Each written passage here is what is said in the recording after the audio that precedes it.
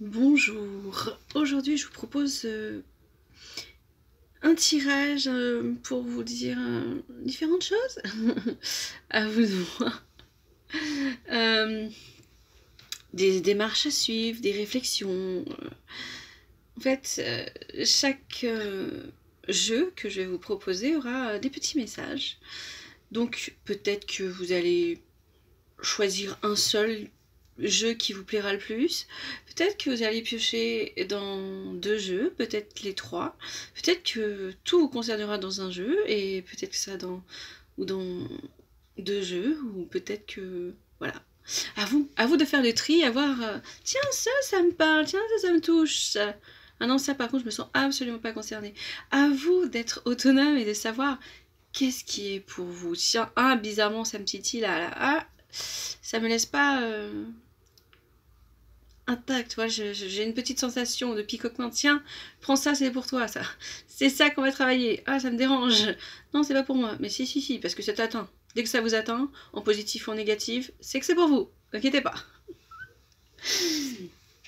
Alors, le premier jeu s'appelle l'oracle vibratoire des anges. Voilà les messages qu'il y a dedans. L'ange du pardon. On commence par l'ange du pardon. Alors, qu'est-ce qu'il vous apporte l'ange du pardon? Ici, le message n'est pas ici. Voyons, où est-il?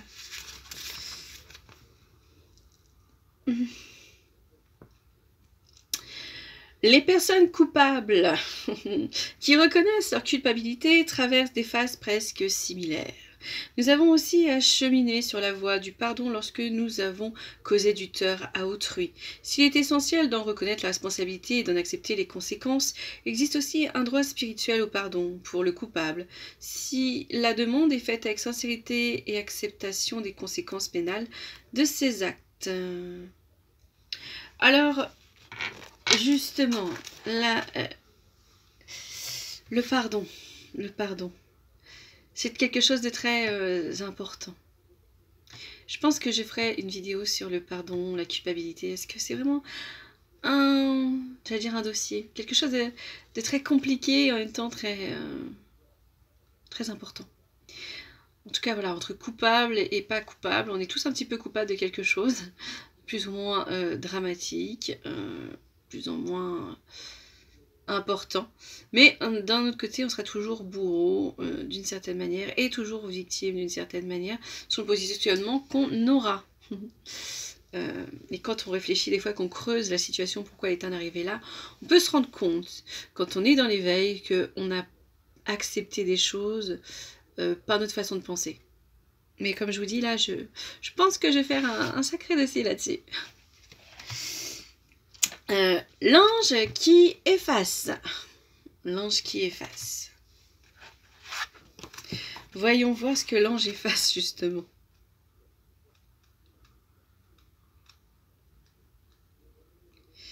Et j'y suis bientôt, moi. Voilà, ici. Est-ce que c'est ici?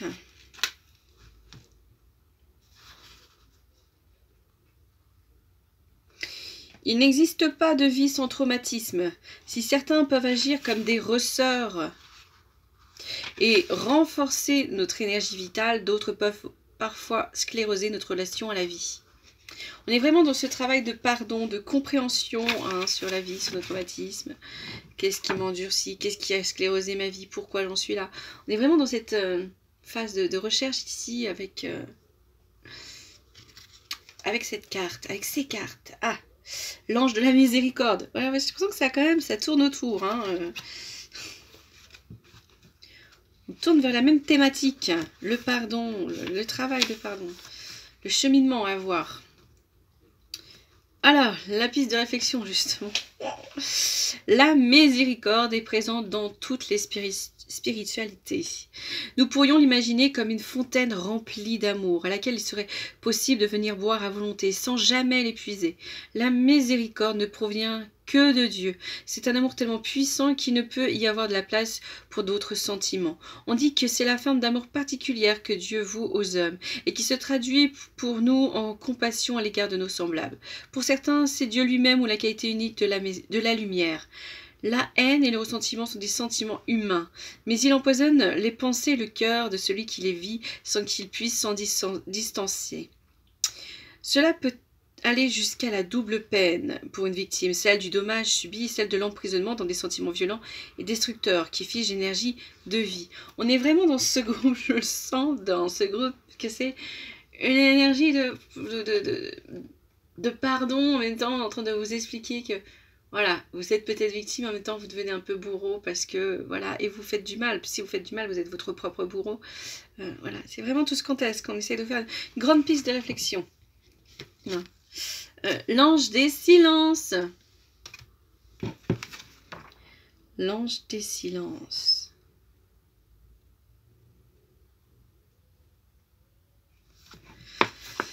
L'ange des silences, que nous dis-tu? Que nous dis-tu? Le silence est en train de disparaître de notre vie.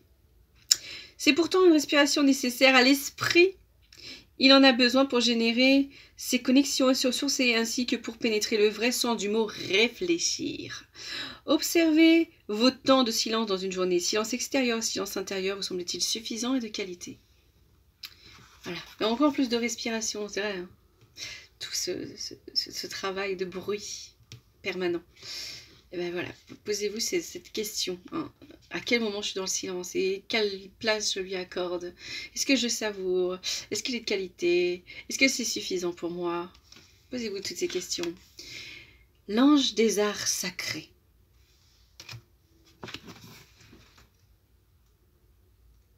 Hop là. Ouh, j'étais un peu trop loin.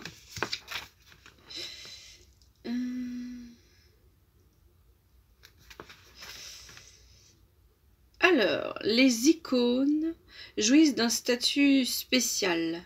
Leurs images, répétées à l'infini par des générations de peintres, sont dites révélées par l'Esprit Saint.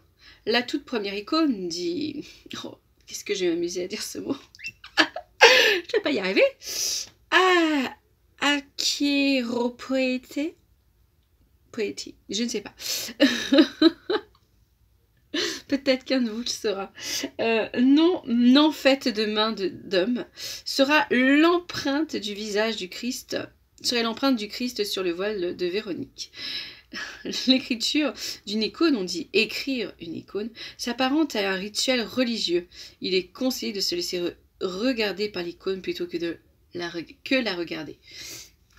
On est vraiment avec cette image, encore là en train de parler d'art, en plus d'art, mais d'art ouvert, d'art spirituel, énergétique, transcendant, transformant, métamorphosant. Moi, quelque chose de puissant. Et on vous demande peut-être de regarder plus d'images, vous donnant cette impression de transcendance, de liberté, de connexion ou presque méditation, contemplation, vraiment. Peut-être que certains sont même doués pour cet art, et donc d'en faire profiter le plus grand nombre.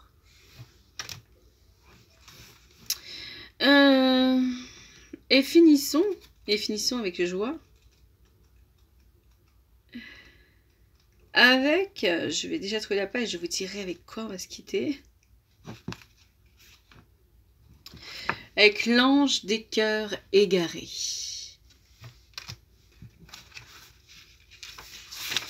Quel est donc ce message?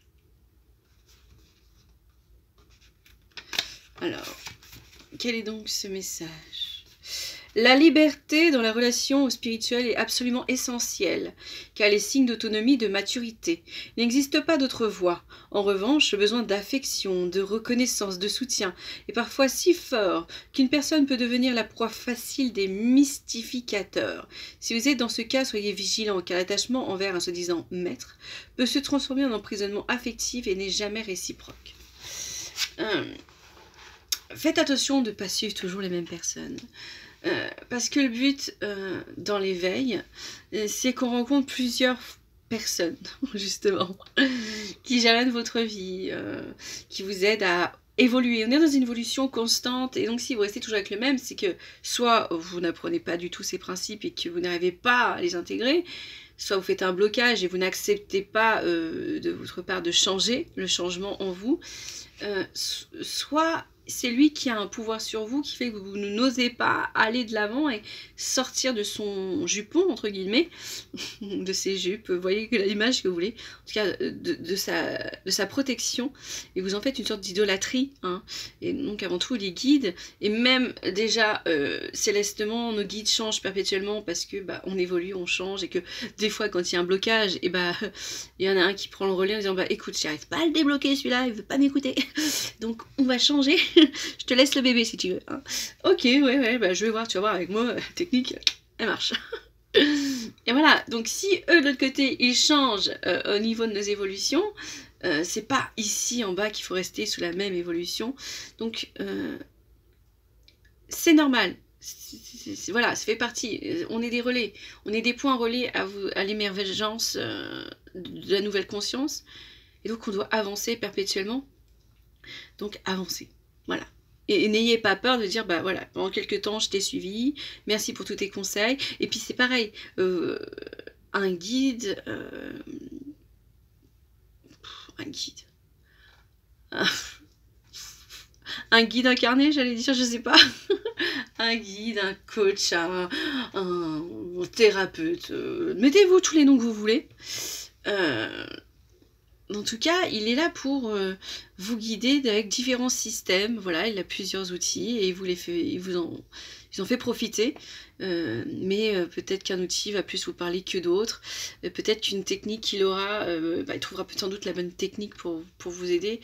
Et tant mieux, mais ça trouve sa technique ne fonctionnera pas. Il ne faudra pas se dire j'ai commencé avec lui, il m'a appris des trucs, donc voilà. Mais non, peut-être que justement, il est arrivé à bout de ses outils et que l'outil qui pouvait éventuellement vous aider ne fonctionne pas pour vous, et allez chercher quelqu'un d'autre. Faites confiance à sa chronicité pour vous trouver un autre guide, entre guillemets. Voilà ce que je pouvais vous dire pour cette partie-là. Passons à la deuxième, avec celui de l'autothérapie. Voilà, hein, l'oracle thérapeutique d'auto-guérison. Alors, commençons avec justement la carte de l'orgueil. Et je trouve ces images quand même assez magnifiques. Voilà. Alors,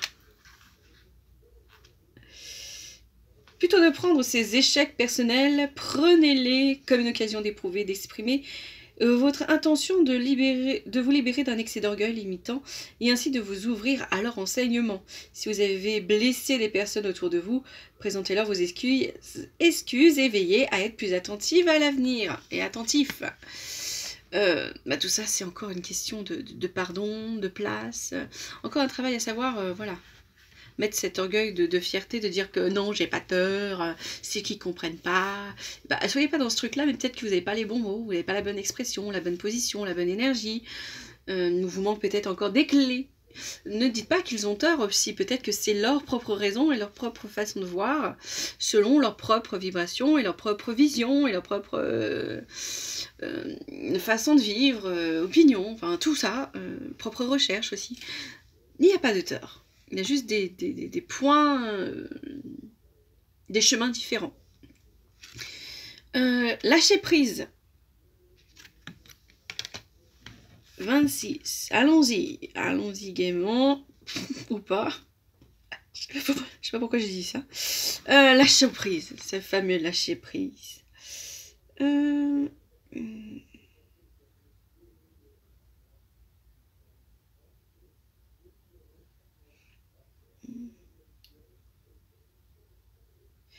Alors, qu'est-ce qu'on me dit? Inspire-moi pour progresser. Alors là, on demande quand même de faire un travail de guérison. C'est à l'air compliqué là. Qu'est-ce que tu me dis? parle de personnes, voilà, de situations à prendre, voilà, il y a des situations à lâcher, des habitudes à lâcher, des personnes à lâcher, franchement. Faites un travail sur ça, c'est-à-dire, mettez-vous un objectif. Hein, peut-être ne mettez pas, voilà, je me lâche de ça, et ça, mais soyez étape par étape, première chose, je sais pas, moi, je me libère de cette habitude, je me libère de cette personne, je me libère de cette situation, voilà, de cette répétition de schéma. Voilà, mettez-vous voilà, mettez vos objectifs de lâcher prise. Je lâche prise sur ça, sur ci, sur ça. Voilà, c'est ce travail-là qu'on vous demande de faire, c'est lâcher petit à petit. Ne mettez pas une globalité, c'est je lâche prise sur tout. En plus, qu'est-ce que le lâcher prise aussi? Quelle est votre définition du lâcher prise? Ça aussi, c'est intéressant. Oh là là, mais qu'est-ce que toutes ces idées de sujets me viennent à l'idée? À l'idée. En tête. Ouh. Assertivité. Ah, ce mot, je l'ai dit. Des fois, j'ai galéré à le dire, mais aujourd'hui, je le dis bien. Allez.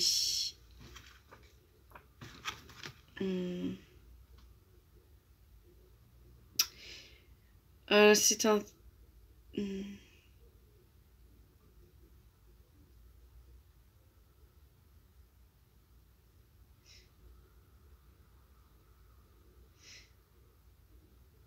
Alors là, on parle d'assertivité et là, ce qu'on me dit, c'est justement de partager avec vous cette idée d'asservissement que parfois on est nous-mêmes. Voilà, c'est ça, en fait, on vous demande juste de travailler sur cette définition. Qu'est-ce que pour vous, est-ce que vous vous sentez déjà asservi vous-même? Est-ce que vous l'avez déjà été? Comment vous voyez l'asservissement? Est-ce que c'est toujours quelque chose, j'allais dire, de sournois ou de contraignant? Enfin, est-ce qu'on s'en rend compte aussi facilement ou pas? Est-ce que parfois c'est pas plutôt, à dire pervers, assez... ouais, sournois, assez sournois, on se rend pas compte. Et là on se dit à un moment, oh là là, c'est bizarre, mais je me sens pas si libre que ça. Voilà, on est dans la prise de conscience, vraiment, le discernement, on vous demande de discerner ces liens encore, ces liens d'asservissement qui subsistent en vous. Auto-sabotage. Et peut-être que voilà. Peut-être arrivons-nous donc, après cette réflexion, à s'auto-saboter soi-même. Prenez conscience de vos schémas limitants. Engagez-vous à vous concentrer sur vos forces plutôt que sur vos faiblesses et accueillir de nouvelles expériences dans votre vie. Voilà, encore un travail sur l'auto-sabotage. À quel moment vous passez dans cette ligne, je m'auto-sabote, comme ça je suis sûre de ne pas être déçue. Voilà, et de prendre conscience de ça. Sexualité. Allons-y. Encore là, on vous demande de travailler sur votre masculin et votre féminin, sur les énergies, voilà, entre le féminin sacré et le masculin sacré. Leur donner une bonne place, un équilibre. Voilà, c'est un travail à faire, trouver cet équilibre dans les énergies. Par exemple, le masculin, c'est l'action, la protection, l'engagement, la force. Le féminin, c'est la création, c'est l'ouverture, la douceur, la sensualité. Voilà, c'est toutes ces énergies-là. Voilà. Et les associer chaque pôle masculin à son féminin. Voilà. Pour être dans l'équilibre parfait. Rêve. Et voilà. Le rêve. Le rêve, on vous dit de travailler sur vos rêves. De prendre note de ce que vous ressentez, des images qui sont plus prégnantes, de comprendre les messages d'un symbole qui vous interpelle plus que d'autres, d'une scène qui vous interpelle plus que d'autres, qu'un animal peut-être, un nombre. Voilà. C'est ces choses qui sont peut-être... Voilà, il y a peut-être... pas tout le rêve à garder, mais conservez ce que vous avez fixé dans votre tête, c'est-à-dire, ah bah il n'y a que ça que je me souviens, et forcément, si c'est ça que je me souviens, c'est que j'ai quelque chose à comprendre. Soyez donc, on vous demande de travailler sur vos rêves et sur la compréhension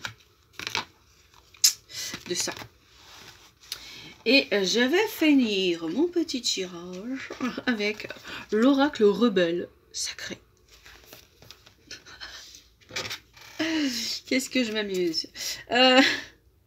Vous êtes dans le monde. Première chose, si vous ne savez pas où vous êtes dans le monde.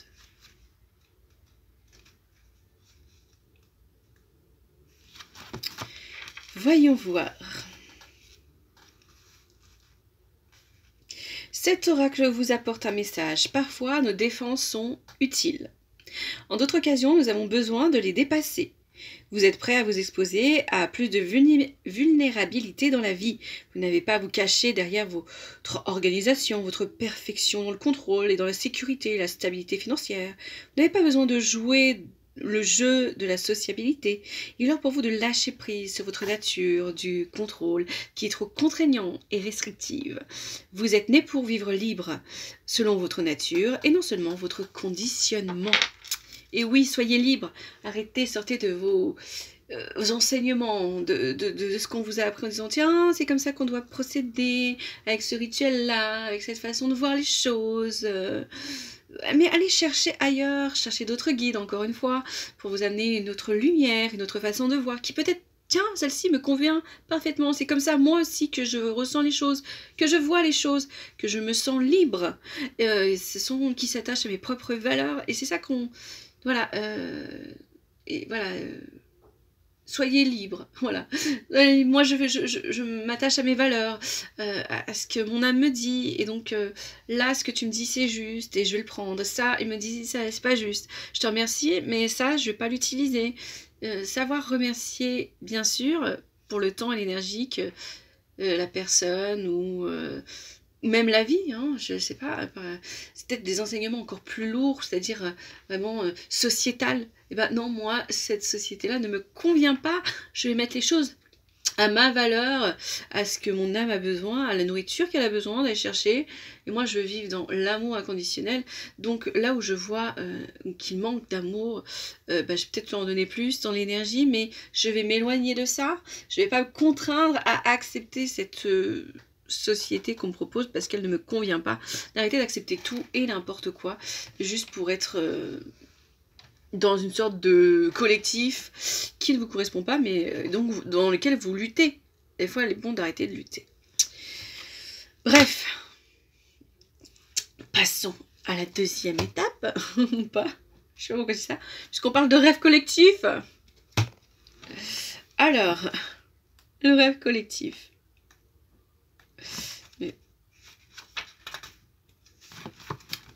Donc on est dans le monde, dans le rêve collectif, ça suit le rythme, hein, ça suit le rythme. Vous participez à un nouveau programme créatif pour l'humanité. Ce programme a lieu à un niveau spirituel et réclame des gens très individualistes et créatifs pour apprendre à travailler ensemble sans compromettre ce qu'ils sont afin d'atteindre un but créatif commun. Donc ça revient pas à ce que j'ai dit tout à l'heure. C'est un travail créatif merveilleux, stimulant, important et spirituel. Vous avez besoin d'un sens très fort de vous-même pour ne pas perdre votre voix pendant ce voyage. Vous avez besoin d'une conscience très forte de vous-même pour être flexible et savoir quand vous ployer plus que de vous rompre. Sachez intuitivement quand vous pouvez vous sacrifier de bon cœur pour le bien de tous et quand pour la bonne cause vous devez rester fidèle à votre propre voix. Seul votre cœur peut vous guider sur ces problèmes. Les autres ne sont pas toujours d'accord avec vos instincts et vice-versa. Cela fait partie du défi de rester présent afin que la friction créée puisse être canalisée en énergie créative au lieu d'être perdue dans l'agitation émotionnelle. Voilà, c'est à peu près tout ce que j'ai dit avant. Oui, nous sommes dans un collectif, on doit créer quelque chose de nouveau, dans un nouveau paradigme. On a besoin d'énergie différente pour créer une vision différente de l'harmonie qu'on pensait avoir. Ou pas, pas du tout. Mais en tout cas, essayer de trouver quelque chose où on est dans nos propres valeurs et en même temps on comprend l'autre, on accepte l'autre. Sans avoir peur, rentrer dans cette peur de attends, c'est bien ça, mais alors moi je veux pas être comme ça. Arrêtez de croire que l'autre a très envie que vous changiez et que vous vous installez dans son paradigme à lui. Non, faut enlever cette peur. Soyez le chasseur, pas le chassé. Alors,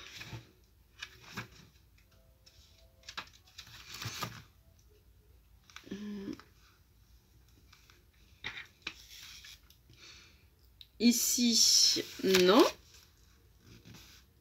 Alors, Mère Nature vous offre la médecine de la sagesse de la chouette.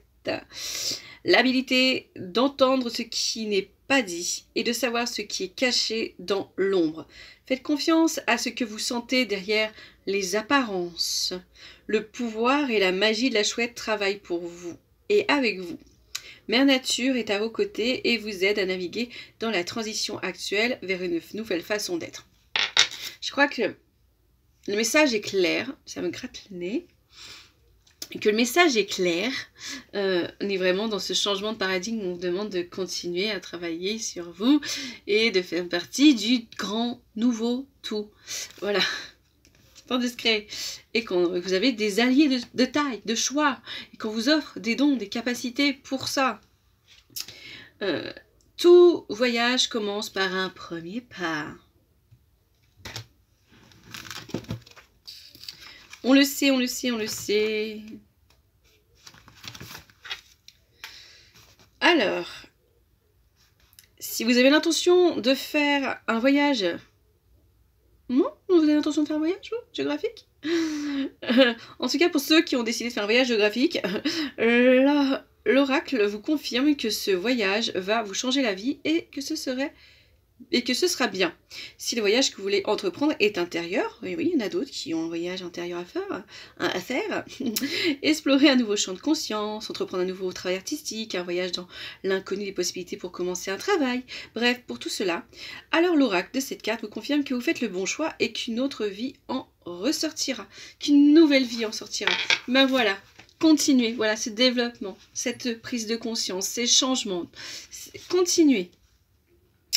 Mettez-le en pratique ensuite, évidemment, hein, il faut avancer.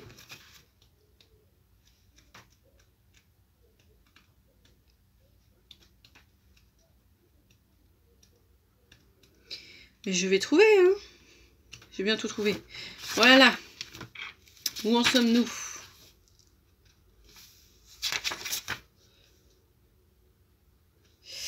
Les sacrifices que vous allez devoir faire ne seront rien en comparaison de ce que vous allez gagner. Libérez-vous de cette inspiration afin de pouvoir recevoir la prochaine inspiration. Et elle vous attend déjà. Alors continuez à avancer vers elle. Voilà, exactement ce que je vous ai dit. Continuez. La spirale des manifestations. On finit bien. Je sens la carte, elle va être... fantastique. Le message va être fantastique. Non? Ici.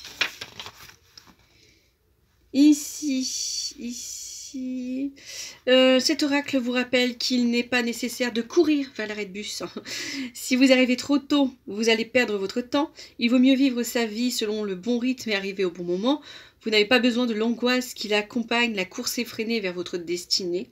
Essayez de ne plus faire autant ne plus vous faire autant de soucis à propos de votre futur. Si vous vous relaxez et vous occupez seulement du moment présent, vous attirerez ce dont vous avez besoin et ce que vous voulez avec beaucoup plus de plaisir. Voilà. Confiance, libération, faites de votre vie quelque chose d'agréable. Et tout sera agréable, puisque nous créons d'agréable devient agréable pour tout le monde. On crée des... Voilà, on est dans une énergie positive, restons positifs, croyons que ce que nous recevons de guidance, d'intuition, de synchronicité, c'est quelque chose voilà, qui nous permet à chaque fois de nous dire qu'à chaque fois qu'on rencontre ce genre de choses, on est sur le bon chemin, qu'on ne s'est pas trompé. Si nos intentions sont bonnes, c'est qu'elles sont bonnes. Arrêtons de toujours douter de tout et que notre première réponse qui nous vient à nous, cet appel qui vient et qu'ensuite est bridé par dire non, fais pas ça, fais pas ça, fais pas ça, c'est la bonne. Mais voilà, on va pouvoir... voilà, je sens que j'ai des bonnes vibrations de dossier à vous faire. Le premier petit post comme ça, là, sympathique. Je pense qu'on va faire un encore sur le pardon. Jamais assez développé, pardon, hein, de compréhension, voilà. Donc, alors j'espère que les maisons en tout cas vous ont donné assez d'énergie positive pour vous dire allez, je suis sur le bon chemin, j'arrête pas, je sais ce qu'il faut que je bosse, je sais quoi qu'il faut que je réfléchisse encore. Voilà, que vous avez trouvé plein d'infos pour vous aider à continuer dans votre éveil.